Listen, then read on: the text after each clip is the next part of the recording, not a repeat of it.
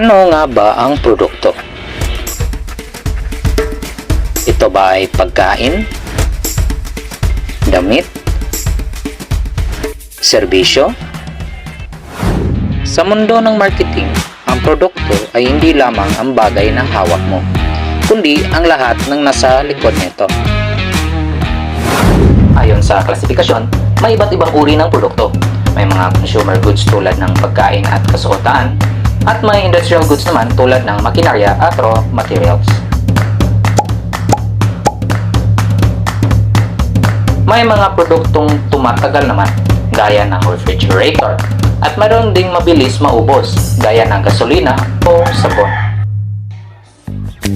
Maaari ring iklasipika ang mga produkto ayon sa kaugalian ng mamimili. May convenience goods na binibili ng madalas at walang kahirap-hirap. May shopping goods naman na sinusuri muna bago bilhin. May specialty goods na kakaiba at pinaghahanap. At may unsold goods na hindi alam ng mamimili na kailangan pala nila. Ngunit sa marketing, hindi lang sapat ang anong produkto, kundi paano ito nakikita ng tao. Diyan papasok ang product positioning. Ang layunin ng positioning ay magkaroon ng isang salita o idea na agad maiugnay sa tatak mo. Ang tatak o brand ay ang pangunahing pagkakilanlan ng produkto. Maaari itong individual brand, family brand, o private label. Minsan, mas mahalaga pa ang brand kaysa mismong produkto dahil ito ang bumubuo ng loyalty. Ngunit bago pa makita ng mamimili ang tatak, ang unang napapansin ay ang pakete.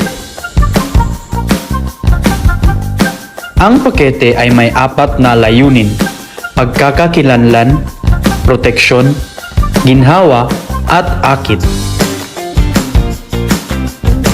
Sa mga produkto gaya ng alak o pabango, ang disenyo ng bote ay halos kasing halaga ng laman. Ang isang matagumpay na produkto ay hindi lamang resulta ng magandang konsepto. Ito ay pinag-isipang mabuti.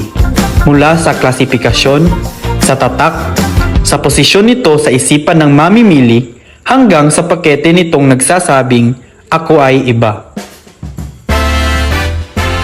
Ang produkto ay higit pa sa bagay. Isa itong karanasan, mensahe, at pangakong kailangang tuparin.